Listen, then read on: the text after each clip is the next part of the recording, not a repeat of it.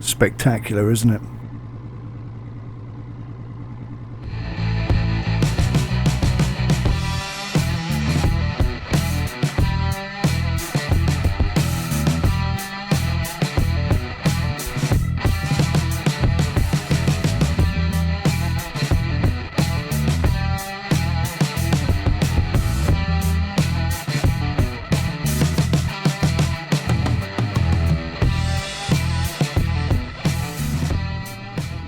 Hey guys, welcome back to Sim UK, and of course welcome back to Fishing the Barents Sea. This game is absolutely sensational. You've even got the Aurora Borealis, is it? Something like that? I don't even know what it's called. It's the Northern Lights thing. It's absolutely spectacular. I wasn't expecting to see that, so that was a nice surprise. Now, there's a bit of snow coming in there. It's pretty icy out. So basically I've reached an impasse with this game. There's a bug that's been holding me back since Friday. Luckily, thankfully, it's now being fixed. But today we're out here in the Lunar bow. I did mention before that I had access to a saved game which would allow me to basically take any boat out and do whatever I wanted. This is the Lunar bow, and this is, in my humble opinion, what I regard as being a traditional fisherman's ship. And this is a thing of beauty. Honestly, the modelling on this is superb. Unfortunately, I can't get up to the top, the front bit here. I have tried to. It seems odd because the whole boat appears to be modelled, and yet you are restricted where you can go. But I'll show you that in a little bit. But we are out in the deep ocean, or rather we're heading out towards the deep ocean, or open sea fishing. That's the only place where you can do trawling. So yeah, first time I've been there to do this, first time I've been on this boat, and these seagulls, the seagulls are brilliant, I think. They are part of this ship, so you won't see this many seagulls on the small ship that we have. This is very much bespoke to the size of the ship, it seems. So internally, there's quite a bit of gadgetry and information. The majority of it is not controllable. This bit here controls the searchlight, which from inside is a bit tricky to see where it's pointing anyway. As I say, this is the first time I've been on this boat, so it's very much a learning process.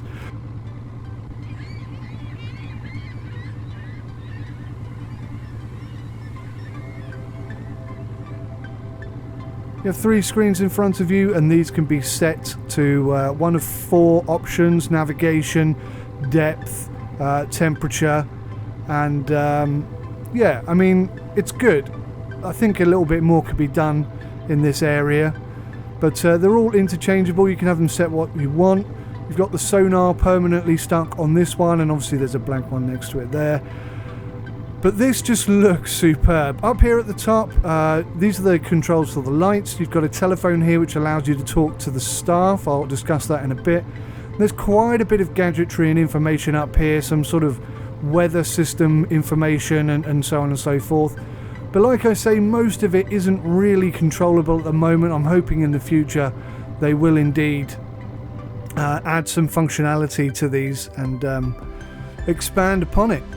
So this is where we're heading, guys. We are heading out into deep sea, or the open sea, to do some trawling for the first time ever. It's taken a while to get here, I can tell you. And this big boat just eats up the waves. It really does. If I brought that little boat out here, it would, oh wow, it would be fun. It would definitely be fun. I don't even know if you can bring the little boat to open sea, but it would be fun out in these little waves. These are only little baby waves, but this ship is just eating them up anyway. I was hoping to get some seriously dangerous weather to sort of play with, but so far I haven't been able to find that. These seagulls are really very good, don't you think? I'm impressed with that.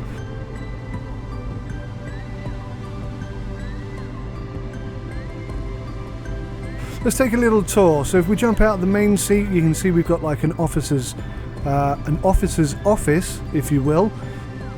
That's the same clock that's in our little boat. Yeah, it looks pretty good. It's nicely modelled. That takes you out onto the deck. I'll show you that in a moment. But at the aft of the ship, we have another captain's seat here, and this controls the trawling net. Now, I've not done this before, and there's a lot of information here that I don't really understand. I don't know what it is, but you can see that this is very much heading towards being a simulator. certainly leaning in that direction. So there's a lot of adjustments and information you can use there. Not sure what these things do. Again, you've got the lights to control, you've got the telephone to contact the crew. Again, another telephone there. These controls don't operate until you're out into open sea, and they'll chuck the net off the back. This feature here is obviously something I need to unlock. I haven't done that yet. But as you progress in terms of what you can do, certain things do start to work, and a lot of it is very well animated. But I think there's still some work to do in this area. So I'm looking forward to getting onto that and getting some proper sea trawling going there. Let's hop out onto the deck and I'll show you. Let's have a quick look through here how fantastic this looks. Absolutely sensational. What a great experience this is. I really think they've got the perfect balance between realism and good looks, performance. It's a difficult thing to sort of process really, but I think they've done a spectacular job here. This looks sensational in my humble opinion. So let's head out on the deck then. I'll show you where you can go and where you can't go. Now this whole ship appears to be really, really nicely modelled, and if we just have a look over the edge of the ship here, you can look at the waves coming in. These are just baby waves, don't forget. Nice sort of, I'm not sure if that's an iceberg or a bit of land with snow on it, but wow. Just wow, look at this. Now I wanted to go up on the front of the ship here and really look over the bow, but you can't. For some reason, and I cannot for any idea understand why, you cannot get up on that front piece. You're just blocked from going up there, which is weird because it seems to be perfectly modelled. So why on earth you can't take a stroll up there, I do not know. If we come down this side, you'll see this big grey ball. Now that's weird. I mean, clearly that's there to block you from going down the back there, and it just seems so odd that they make that decision to do that. I don't know if that is maybe something, but it doesn't look like it is. That door doesn't do anything, and if we go back out the other side, you can almost get down the back, but blocked again. Now that's a shame. This is where the characters, the crew come out and they're animated and it all looks pretty awesome. But yeah. Let's jump back in the captain's seat and just figure out where the heck we're going. So it looks like I've totally missed my marker. I'm meant to be over here. And yeah, well, I'm making a right pig's ear of this, aren't I? Let's clear them all and try that again. Just pop. Yep, we want to go this way. Now one thing I will say about this the Lunar bow is she handles like a pig.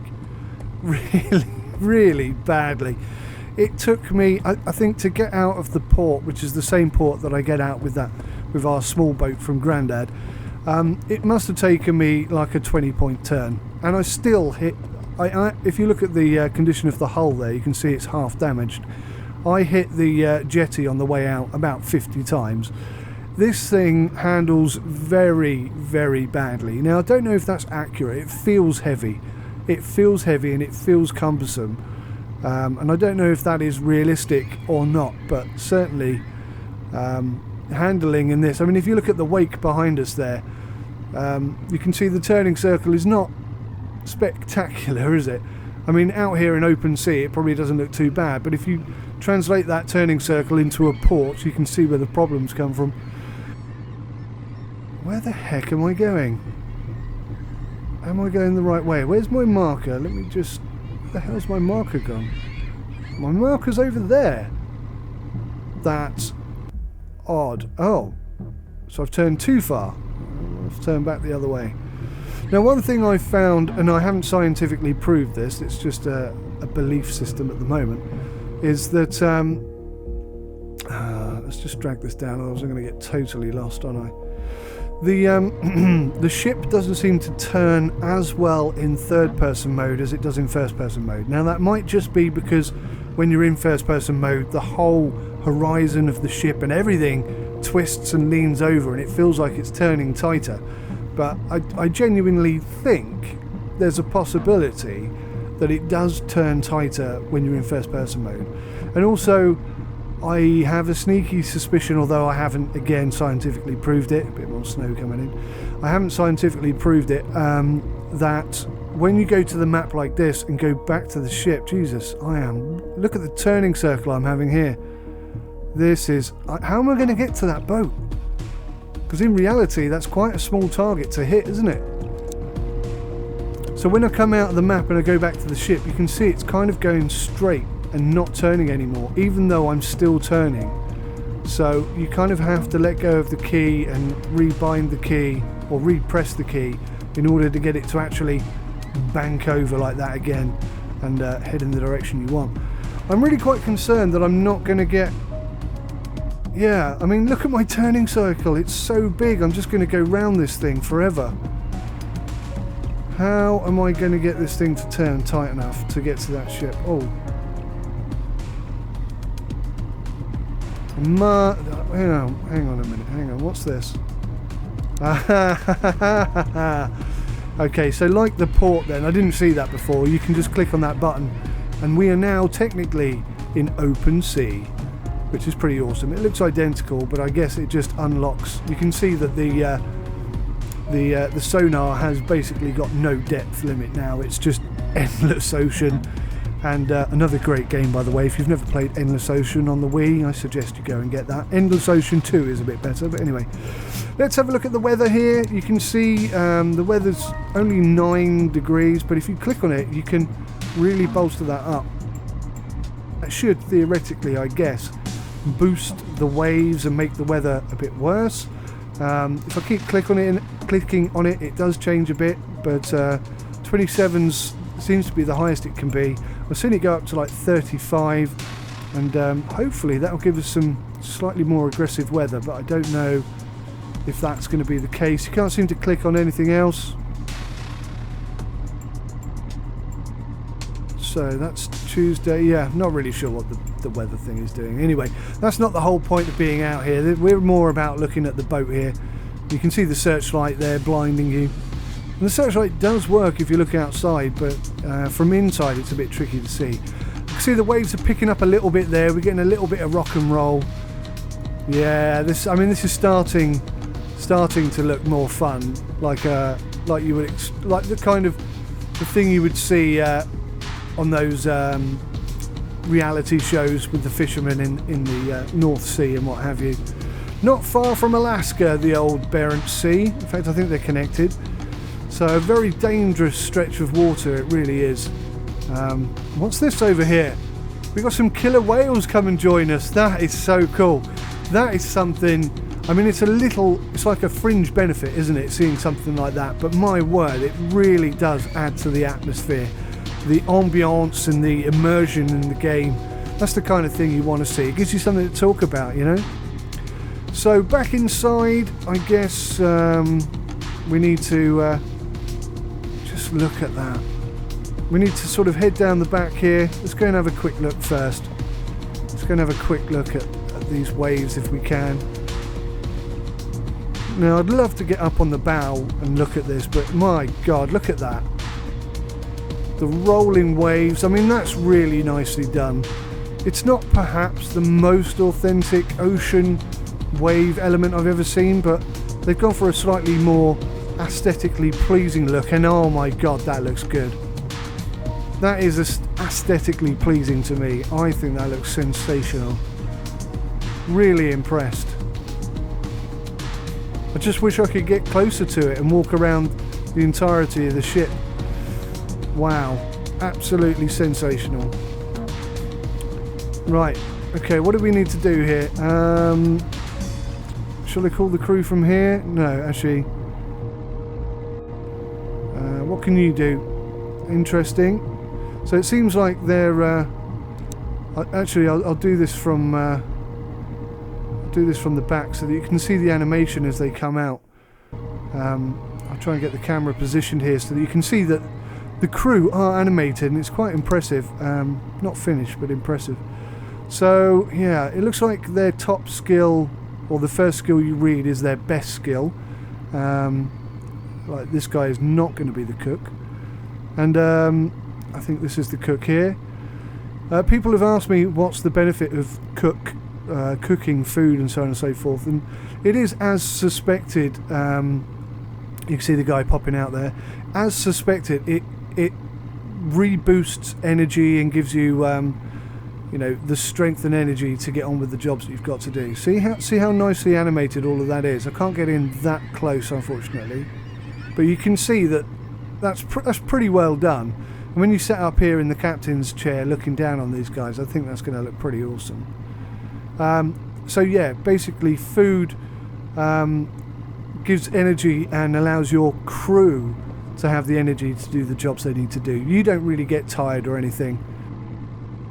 Yeah, look at that. You can see the guys down there. That's awesome. Right, now I have absolutely no idea how to control this thing. Really no idea at all. What's this? Oh, okay, so I need 4... It did say when I took the boat out from port that you did need 4 people, and I guess this is why. It's a minimum of 4 people. So we'll just get the cook off the cooking and get her out onto the nets. So let's drop the nets into the water. You can see it dropping off the back there. I don't know if you could see that very well. I probably should have done that from an external camera, but it's done now. I'm kind of learning as I go here. Don't really know what to expect. Okay. Needs to be within a certain distance. Probably what needs to happen is you need to trawl along for a certain distance. I don't know how long, a mile, a couple of miles, 10 miles, 100 miles, who knows. And then you pull it back in. I'm guessing theoretically that's what it is. So if we try and pull, well, if we stop these, is that still going out? Okay, that light's gone green.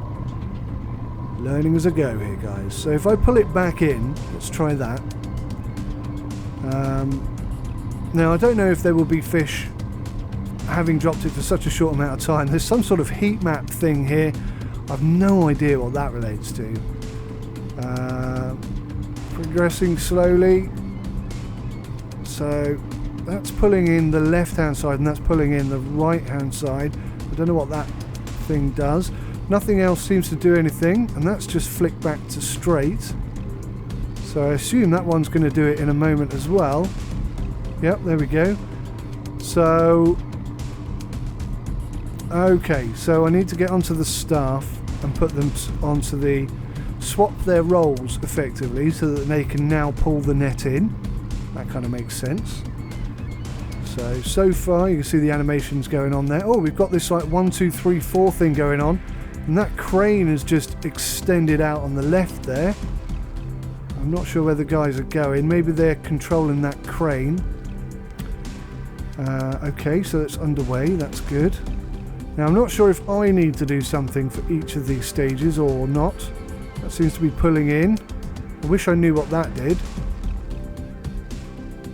So we're still at stage 1. It doesn't seem like there's any buttons for me to press, so I'm guessing I just need to be patient. Oh, I can just see the 2 blue markers coming in there. If I scroll up, if you can see perhaps through all of these seagulls, see those 2 blue markers coming in? So they're going to return to the boat and lock in place. There we go. So that's what the net is attached to, the back of there. And you can see on the crane, if I go outside and spin this round, you can see that the crane is picking up our catch there. That looks pretty cool. That does look pretty cool. And there's a lot of fish in there by the looks of things, which is quite impressive for my first go. And we've got 3 ticks across the top there, so the final thing is just number 4. Can we pull it in? Have I got to do something? Ah, there we go. Pollock. Nice! We actually caught some fish.